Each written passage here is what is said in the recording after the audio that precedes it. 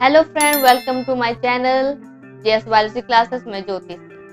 आज हम जानेंगे कि हमें खुद की आवाज़ अलग क्यों लगती है या कभी कभी बुरी क्यों लगती है जब हम उसे रिकॉर्डिंग करके सुनते हैं। तो इसका रीज़न ये है, जब अब हम हमारी बोली हुई आवाज़, जब हम अपने मुंह से कोई शब्द बोलते हैं तो वो शब्द दो सोर्स से हमारे कानों तक पहुंचती है।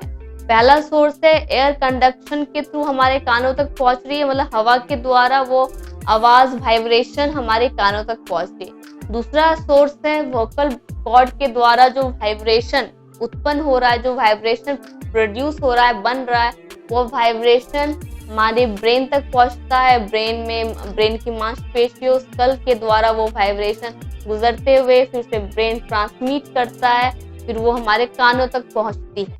मतलब यहाँ पे हमारी खुद की बोली हुई आवाज दो सोर्स के द्वारा पहुंच रही है।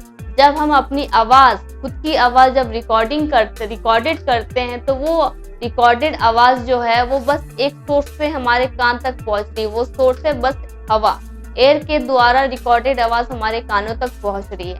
या हम जब किसी और दूसरे की आवाज जब हम सुनते हैं, जब दूसरे की आवाज हम रिकॉर्डिंग करके जब सुनेंगे तो वो हमें सेम लगेगा, क्योंकि दूसरे की आवाज बस हमारे कानों तक एक सोर्स के द्वारा पहुंच रही है। वो सोर्स है, वो माध्यम है हवा। लेकिन हमारी खुद की आवाज दो सोर्स के द्वारा पहुंच रही है। एक तो हवा के द्वारा, एयर कंडक्शन के द्वारा हमारे कानों तक पहुंच रही है। दूसरा जो वोकल कॉर्ड और ब्रेन के मांसपेशियों, मसल्स और कल या बोन के द्वारा जो वाइब्रेशन उत्पन्न होकर ट्रांसमिट हो रहा है हमारे कानों तक, दो वाइब्रेशन, दो सोर्स। इसका मतलब सीधे हम समझ लेते हैं हमारी खुद की बोली हुई आवाज दो सोर्स के द्वारा हमारे कानों तक पहुंच रही है। दूसरी रिकॉर्डेड आवाज बस एक सोर्स के द्वारा, एयर कंडक्शन के द्वारा पहुंच रही है। इसलिए हमें कभी कभी अपनी रिकॉर्डेड आवाज जो है बुरी लगती है या अलग लगती है, और दूसरी की आवाज, दूसरे लोगों की आवाज अगर हम रिकॉर्डिंग करके सुनेंगे तो सेम लगेगी, क्योंकि दूसरी की आवाज भी बस एक सोर्स के द्वारा पहुंच रही है हमारे कानों के, वो है एयर।